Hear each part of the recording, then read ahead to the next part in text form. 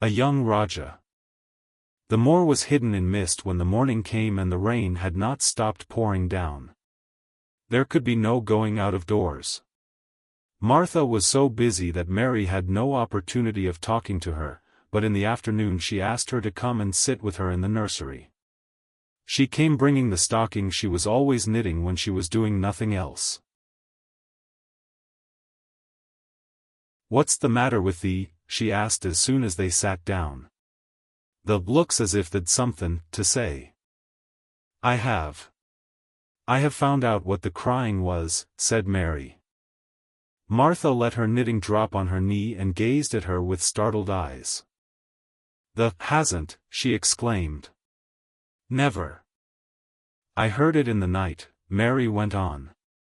"And I got up and went to see where it came from. It was Colin. I found him." Martha's face became red with fright. "Miss Mary," she said half crying. "Thee shouldn't have done it, thee shouldn't. They'll get me in trouble. I never told thee nothin' about him, but they'll get me in trouble. I shall lose my place, and what'll mother do?" "You won't lose your place," said Mary. "He was glad I came. We talked and talked and he said he was glad I came." "Was he?" cried Martha. "Art thee sure? Thee doesn't know what he's like when anything vexes him. He's a big lad to cry like a baby, but when he's in a passion he'll fair scream just to frighten us. He knows us daren't call our souls our own." "He wasn't vexed," said Mary. "I asked him if I should go away and he made me stay. He asked me questions and I sat on a big footstool and talked to him about India and about the robin and gardens. He wouldn't let me go. He let me see his mother's picture. Before I left him I sang him to sleep." Martha fairly gasped with amazement. "I can scarcely believe thee," she protested. "It's as if they'd walked straight into a lion's den. If he'd been like he is most times he'd have throwed himself into one of his tantrums and roused Ch house. He won't let strangers look at him. He let me look at him. I looked at him all the time and he looked at me. We stared," said Mary. "I don't know what to do," cried agitated Martha. "If Mrs. Medlock finds out, she'll think I broke orders and told thee and I shall be packed back to mother." "He is not going to tell Mrs. Medlock anything about it yet. It's to be a sort of secret just at first," said Mary firmly. "And he says everybody is obliged to do as he pleases."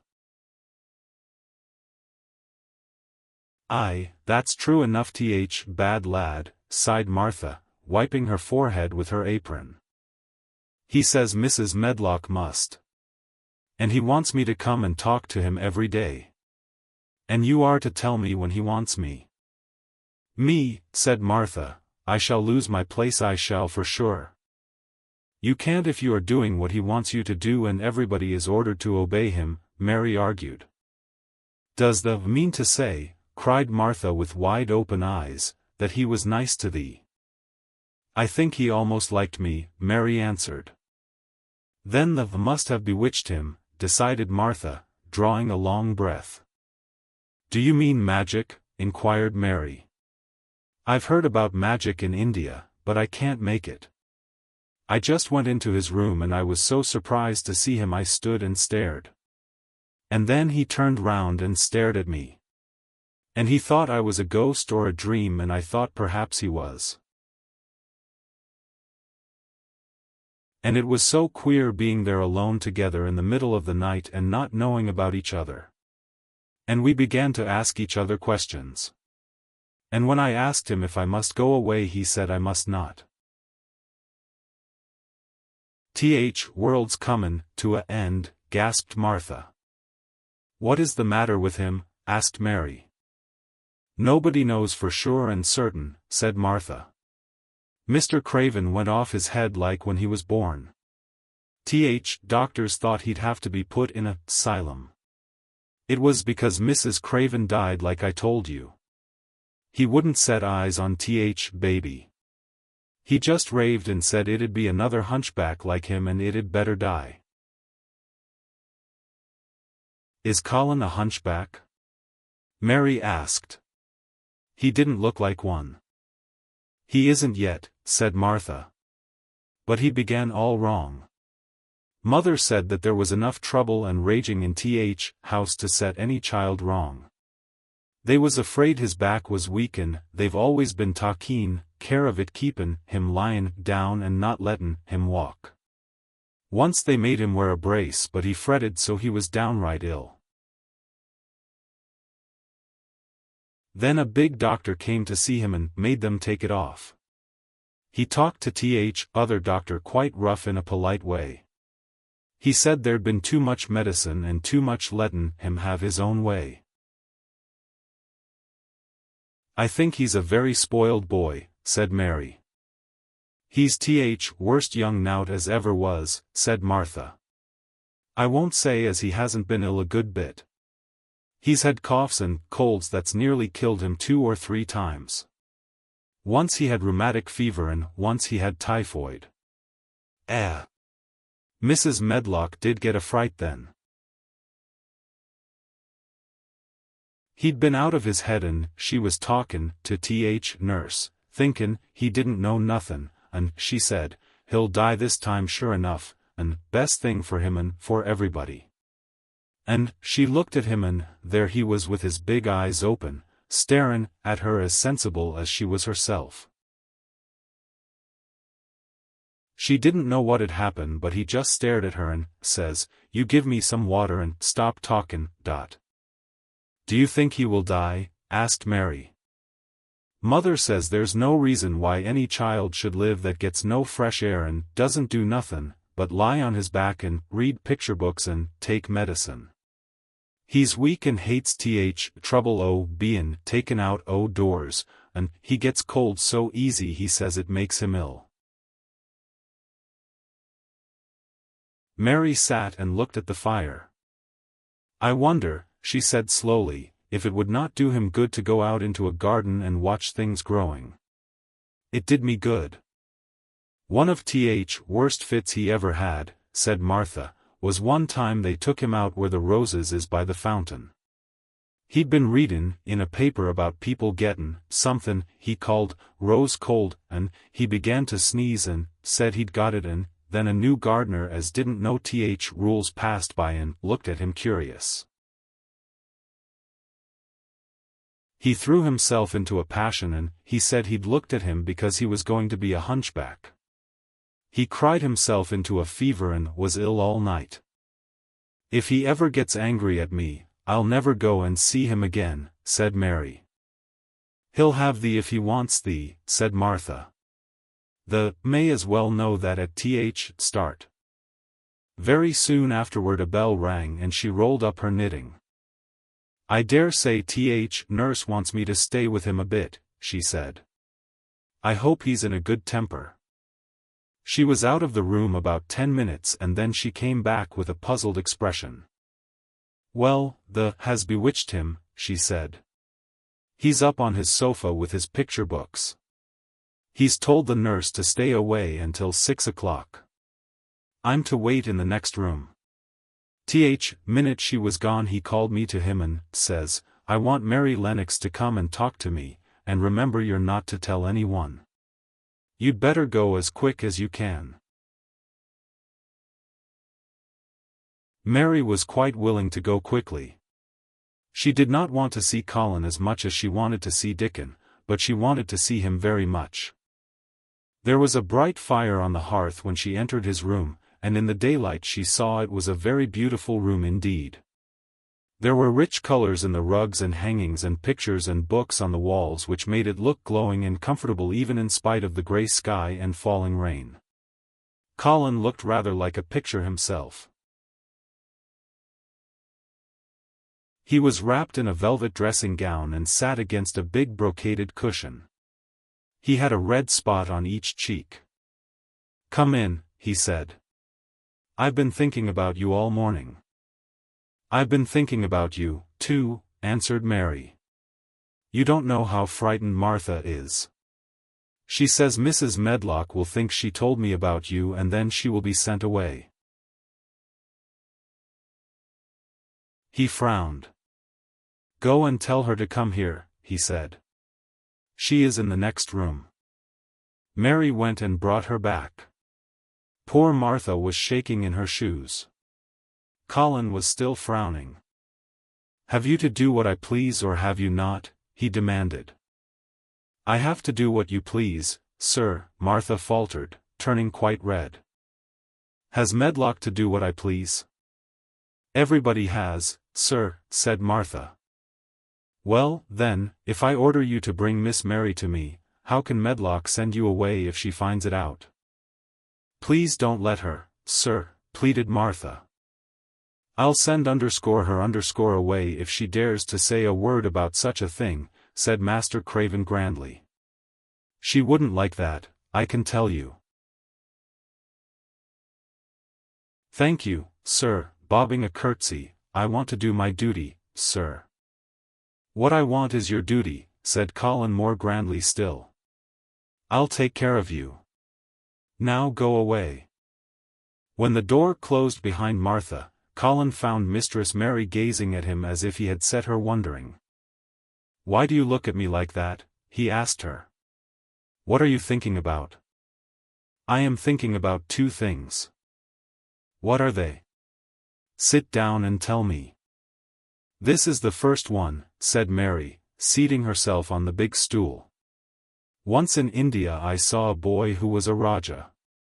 He had rubies and emeralds and diamonds stuck all over him. He spoke to his people just as you spoke to Martha. Everybody had to do everything he told them in a minute. I think they would have been killed if they hadn't. I shall make you tell me about Rajahs presently, he said, but first tell me what the second thing was. I was thinking, said Mary, how different you are from Dickon. Who is Dickon? He said. What a queer name. She might as well tell him, she thought. She could talk about Dickon without mentioning the secret garden. She had liked to hear Martha talk about him. Besides, she longed to talk about him. It would seem to bring him nearer. He is Martha's brother. He is 12 years old, she explained. He is not like anyone else in the world. He can charm foxes and squirrels and birds just as the natives in India charm snakes. He plays a very soft tune on a pipe and they come and listen. There were some big books on a table at his side and he dragged one suddenly toward him. There is a picture of a snake charmer in this, he exclaimed. Come and look at it. The book was a beautiful one with superb colored illustrations and he turned to one of them. Can he do that? He asked eagerly. He played on his pipe and they listened, Mary explained. But he doesn't call it magic. He says it's because he lives on the moor so much and he knows their ways.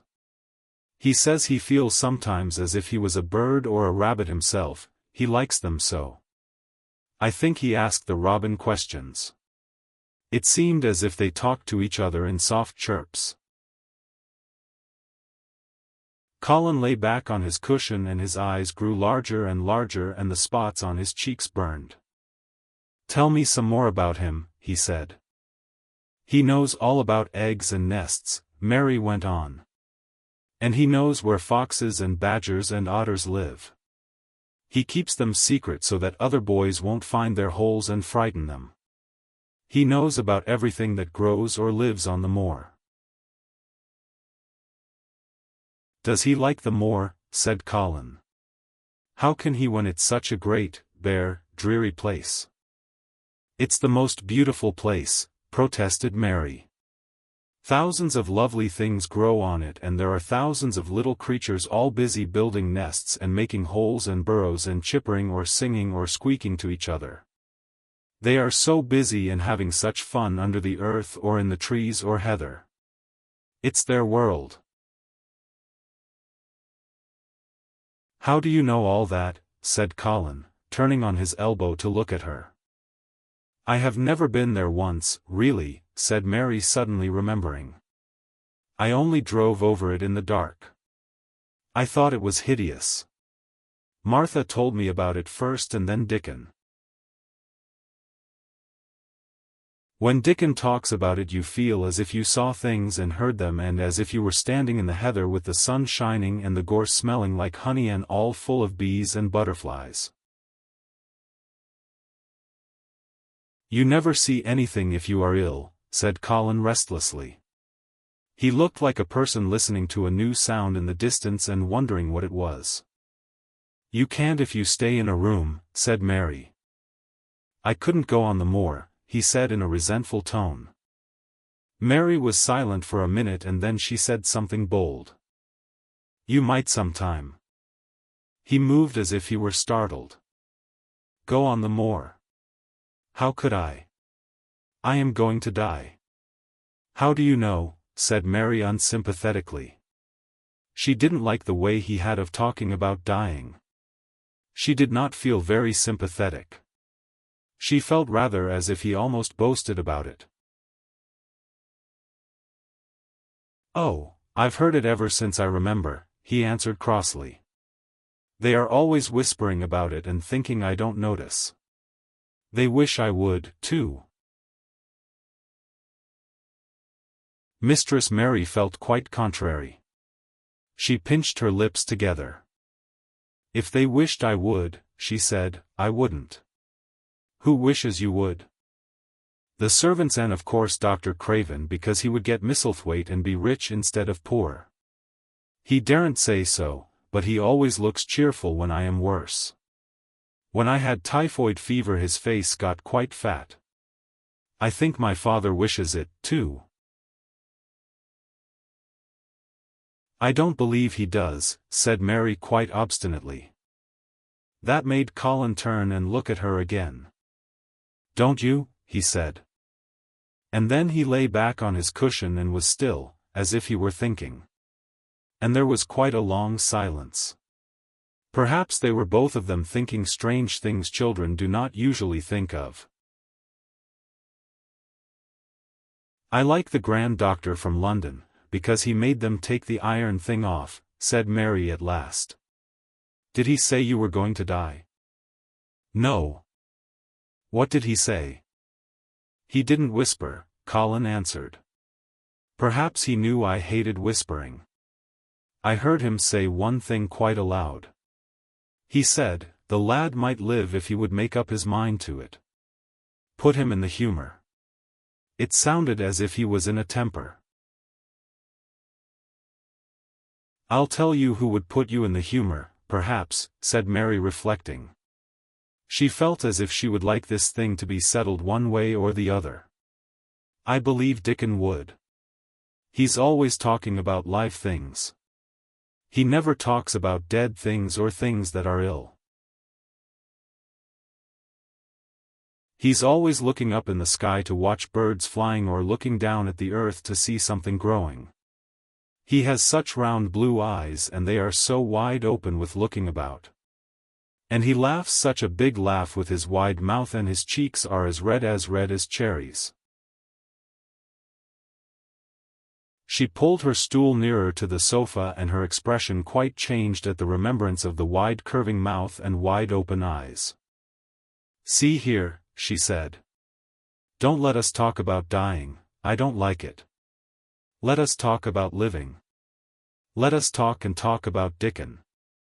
And then we will look at your pictures." It was the best thing she could have said. To talk about Dickon meant to talk about the moor and about the cottage and the 14 people who lived in it on 16 shillings a week and the children who got fat on the moor grass like the wild ponies. And about Dickon's mother and the skipping rope and the moor with the sun on it and about pale green points sticking up out of the black sod.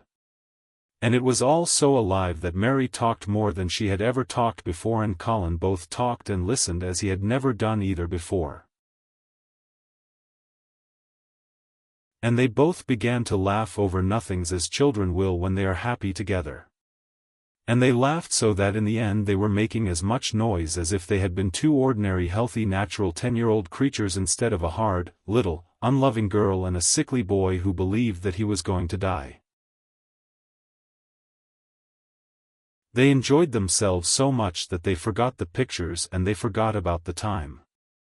They had been laughing quite loudly over Ben Weatherstaff and his Robin, and Colin was actually sitting up as if he had forgotten about his weak back when he suddenly remembered something. "Do you know there is one thing we have never once thought of," he said. "We are cousins." It seemed so queer that they had talked so much and never remembered this simple thing that they laughed more than ever, because they had got into the humor to laugh at anything. And in the midst of the fun the door opened and in walked Dr. Craven and Mrs. Medlock. Dr. Craven started in actual alarm and Mrs. Medlock almost fell back because he had accidentally bumped against her. "Good Lord!" exclaimed poor Mrs. Medlock, with her eyes almost starting out of her head. "Good Lord! What is this?" said Dr. Craven, coming forward. "What does it mean?" Then Mary was reminded of the boy Rajah again. Colin answered as if neither the doctor's alarm nor Mrs. Medlock's terror were of the slightest consequence. He was as little disturbed or frightened as if an elderly cat and dog had walked into the room. "This is my cousin, Mary Lennox," he said. "I asked her to come and talk to me. I like her. She must come and talk to me whenever I send for her." Dr. Craven turned reproachfully to Mrs. Medlock. "Oh, sir," she panted. "I don't know how it's happened. There's not a servant on the place that'd dare to talk. They all have their orders." "Nobody told her anything," said Colin. "She heard me crying and found me herself. I am glad she came." "Don't be silly, Medlock." Mary saw that Dr. Craven did not look pleased, but it was quite plain that he dare not oppose his patient. He sat down by Colin and felt his pulse. "I am afraid there has been too much excitement." "Excitement is not good for you, my boy," he said. "I should be excited if she kept away," answered Colin, his eyes beginning to look dangerously sparkling. "I am better. She makes me better. The nurse must bring up her tea with mine. We will have tea together." Mrs. Medlock and Dr. Craven looked at each other in a troubled way, but there was evidently nothing to be done. "He does look rather better, sir," ventured Mrs. Medlock. "But thinking the matter over, he looked better this morning before she came into the room." "She came into the room last night. She stayed with me a long time. She sang a Hindustani song to me and it made me go to sleep," said Colin. "I was better when I wakened up. I wanted my breakfast. I want my tea now. Tell Nurse Medlock." Dr. Craven did not stay very long. He talked to the nurse for a few minutes when she came into the room and said a few words of warning to Colin. He must not talk too much, he must not forget that he was ill, he must not forget that he was very easily tired. Mary thought that there seemed to be a number of uncomfortable things he was not to forget. Colin looked fretful and kept his strange black-lashed eyes fixed on Dr. Craven's face. "I want to forget it," he said at last. "She makes me forget it. That is why I want her." Dr. Craven did not look happy when he left the room. He gave a puzzled glance at the little girl sitting on the large stool. She had become a stiff, silent child again as soon as he entered, and he could not see what the attraction was.